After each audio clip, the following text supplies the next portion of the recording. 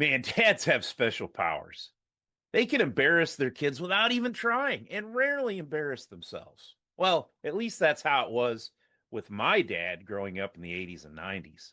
On this episode of Bill Roseberry Stories, I'm going to talk about the summer of 1994. It was right after I graduated high school. And it's from when my dad about traumatized me and two of my friends for life. Thank goodness for my late best friend, Jason Reedy, who jumped into action with an impromptu protective maneuver worthy of a standing ovation or some kind of an award. I'm Bill Roseberry. Welcome to my channel and enjoy this original fact or fiction feature from my storytelling series that offers plenty of Gen X nostalgia and serves it up on the regular. I hung my hands out the window and shoved my face into the blasting wind. I knew summer would be over soon and life would get serious again. But for now, I was soaking up the freedom of a man with no work and no school. I graduated high school a couple months ago and successfully manipulated my parents into letting me avoid the shackles of the working man for a little longer. I looked over at Reedy behind the wheel and wondered why he wasn't working. His situation was more of a not taking orders from the man mentality. Recently, he'd taken a job at Jack in the Box, but he quit on his very first day. Everything had been going fine until the manager asked him nicely to take out the trash. Reedy obliged, hauled the bag to the dumpster out back, and then simply climbed into his blue Ford Escort and drove away.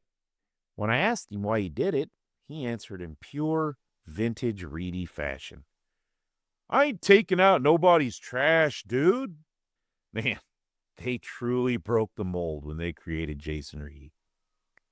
He was driving back to my parents' house. We were going to chill there before heading down to Riverbend Billiards to shoot pool and hang out with the crew, just like we had practically every night that summer. Clarissa was relaxing in the back seat, quietly enjoying the ride. My cute petite classmate was in the same boat as the rest of us, squeezing every drop out of the summer before transcending into adulthood. And she had been doing it quite frequently with Reedy and I. The old Escort weaved down the hill and around the S-curve to my house. Reedy whipped around the circle drive, which sat at a 45-degree angle, and parked under the basketball hoop near the rock wall. Mom's flowers were in full bloom. I pushed open the door and climbed out, holding the seat forward for Clarissa. At barely 5 feet tall and under 100 pounds, she looked like a doll next to the gargantuan Reedy, who stood over 6 feet and tipped the scales at more than 350 pounds. "Dude, I hope your mom's got something to eat. I'm hungry," Reedy said, rubbing his belly. "Does she have any spaghetti?" Clarissa giggled and I shook my head. "You sure there aren't any Italians hiding on your family tree somewhere?"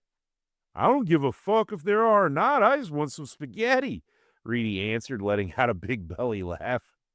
I reached the front door first, opened it, and held it like a gentleman for Clarissa. She smiled and entered.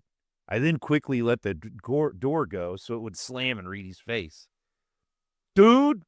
he barked as his hand slapped the glass just in time. Once through the door, a carpeted landing led up a flight of stairs.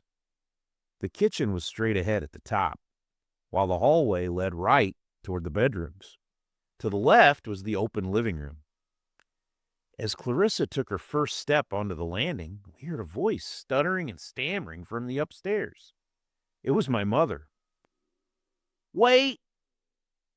Don't! Stop!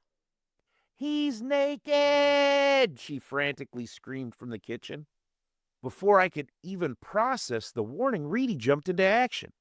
He shoved me to the side, scooped Clarissa up, and spun around, using his massive back as a human shield to block her view of the stairs. He was like a Secret Service agent protecting the president from an imminent threat. As Reedy formed a giant cocoon of safety around Clarissa, I realized what was happening. I heard the pitter-patter of bare feet sprinting down the hallway, followed by the definitive slam of a door. My father, the consummate exhibitionist, had been standing at the top of the stairs in his birthday suit the moment we walked in.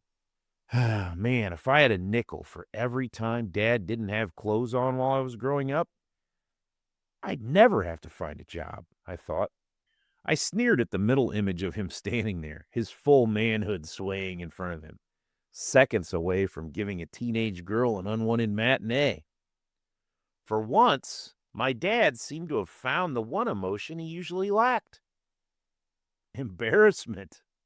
"It's okay. The coast is clear," Mom proclaimed from the kitchen. "You can come up."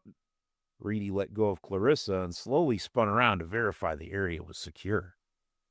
Clarissa still had a look of horrific surprise on her face, trying to comprehend the tactical maneuver Reedy had just performed on her. Reedy led the walk up the stairs.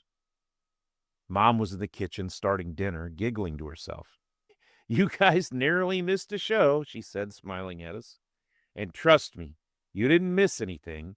She looked straight at Clarissa when she said it. Just then the bedroom door opened and my fully dressed father appeared. "How's it going? What are you kids up to today?" he asked, desperately trying to pivot the conversation. "Ugh, trying to avoid a lifetime of therapy thanks to you, Dad. Jeez," I responded, shooting him a disgusted glare. "Come on, let's just go to my room." As the door to my bedroom closed at the end of the hallway, Reedy let out a long breath and whispered, "Man, I'm just glad we didn't have to see your dad's junk." I don't know if it was a Gen X thing or not, but my dad liked to hang out in the buff a lot.